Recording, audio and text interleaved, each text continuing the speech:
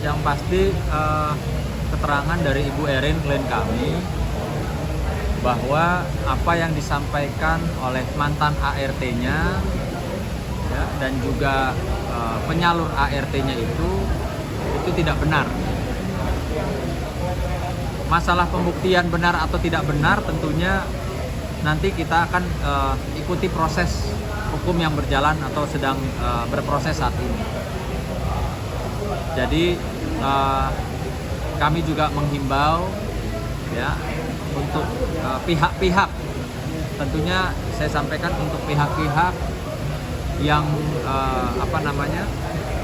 menyampaikan hal-hal yang tidak dapat dibuktikan nanti di kemudian hari dalam proses hukum, tentunya karena ini negara hukum pasti ada konsekuensinya.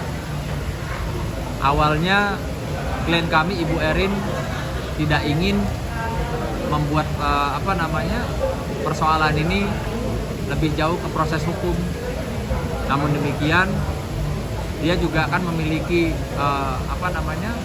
hak yang sama di mata hukum. Karena negeri kita ini adalah negeri hukum, bukan negeri viral. Ya, viral boleh, tapi juga harus didukung dengan alat bukti. Perlu diketahui dan dicatat dan diingat sama kita semua sebagai masyarakat, negara kita negara hukum, bukan negara viral. Artinya sesuatu yang viral kalau tidak dapat dibuktikan di kemudian hari, tidak didukung dengan bukti-bukti, maka juga akan menjadi viral kembali, yaitu dengan sama juga menyebarkan berita hoaks atau satu kebohongan publik. Dalam hal ini kami tentunya selaku tim kuasa hukum juga tidak tinggal diam.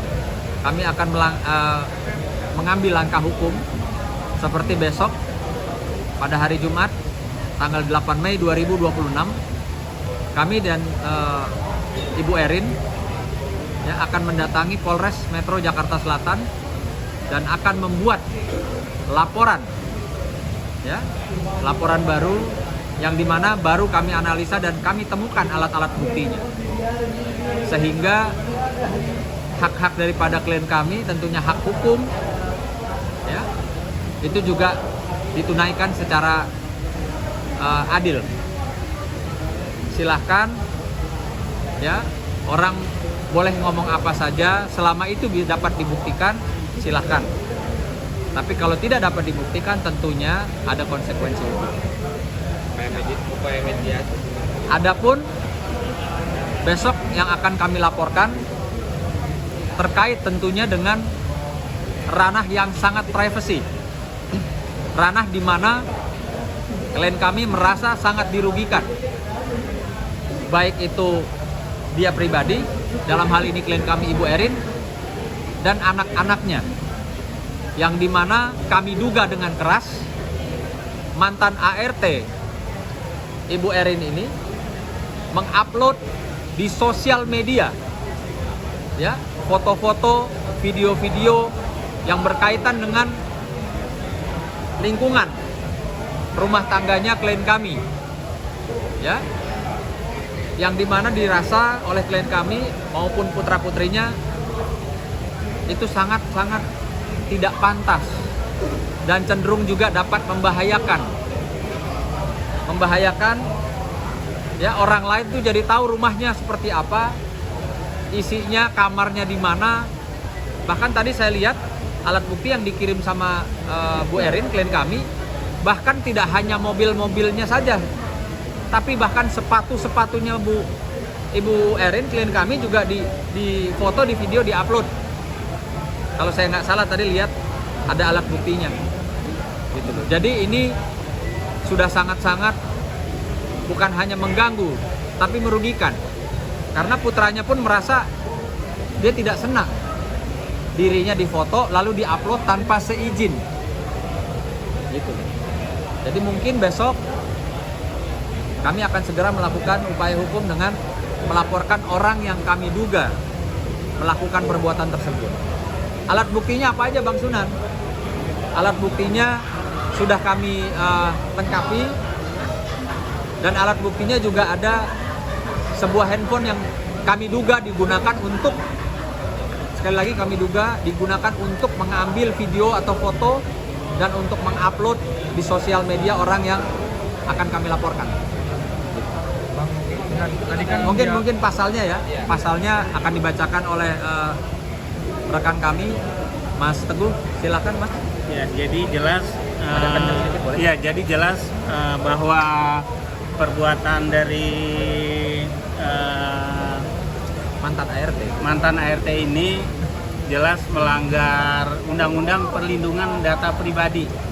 Undang-Undang 27 tahun 2002, pasal 1, pasal 28 dan pasal 65. Di pasal 28 jelas disebutkan ya, saya baca aja. Larangan pengungkapan data pribadi yang bukan miliknya. Pasal 35, kewajiban pengali data pribadi untuk melindungi data yang dikelolanya. Pasal 65, larangan melawan hukum dalam memperoleh atau mengungkapkan data pribadi. Jadi milik orang lain. Jadi jelas klien kami. Iya, jelas terjadi perbuatan melawan hukum dengan mengupload data-data pribadi punya klien kami. Di samping itu melanggar juga Undang-Undang 27 ITE. Iya, setiap orang dilarang mendistribusikan sesuatu yang bukan menjadi haknya. Dan ancamannya Undang-Undang ITE adalah 6 tahun atau denda 1 miliar. Kira-kira seperti itu ya. Bang Sunan, tadi kan dari pihak penyalur ART katanya Mbak Erin ini udah fitnah dan ada rasa terombang untuk menyalurkan lagi ART ke Mbak Erin lagi, itu tanggapannya? Mau itu penyalur, mau itu ART, mau itu tuan rumah, punya hak yang sama di mata hukum. Sehingga ya itu silakan saja menyampaikan atau bahkan mau mengambil langkah hukum, silakan saja. Itu hak. Jadi kami juga tidak bisa bilang wah tidak boleh atau bagaimana, silakan saja. Penyalurnya katanya udah ngasih 3 ART tapi ditolak.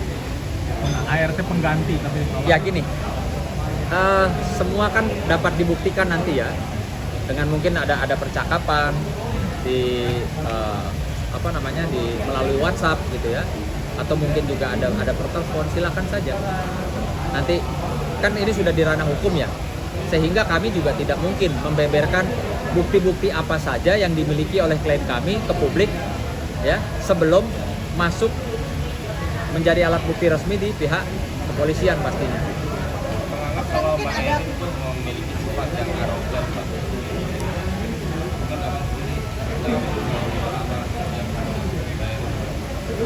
Kalau saya mungkin boleh bisa bilang no comment karena saya juga nggak tahu ya dari sisi mana gitu, dari kacamata siapa ada pernyataan seperti ini. Mas Sunan, mungkin dengan adanya ini Kak Erin sendiri ada kerugian material dan non material sendiri, kayak misalkan beberapa brand atau pemutusan kerja sepihak atau seperti apa adanya pemberitaan seperti ini gitu. Ya kalau secara logika kan udah pasti ya, udah pasti namanya orang diviralkan ya, yang dimana juga tidak atau belum tentu apa yang diviralkan dinyatakan oleh pihak ART maupun penyalurnya itu benar. Itu sudah pasti sangat merugikan.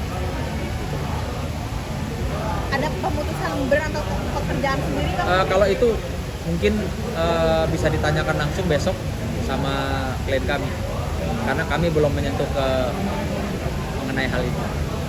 Besok ada pemanggilan lagi Bang, atau untuk KRI seperti apa? Bukan, besok bukan ada pemanggilan, tapi kami akan melaporkan. Kami akan melaporkan dugaan itu tadi menyebarkan data pribadi ya di sosial media yang kami duga keras milik daripada mantan ART klien kami. Penyebarnya khusus saudara H atau ada yang lain? Ya nanti kita lihat ya, nanti kita lihat. Sekarang saya cuma mau bicara begini, ya. Mungkin di hadapan di televisi ini banyak ibu-ibu juga yang memiliki ART.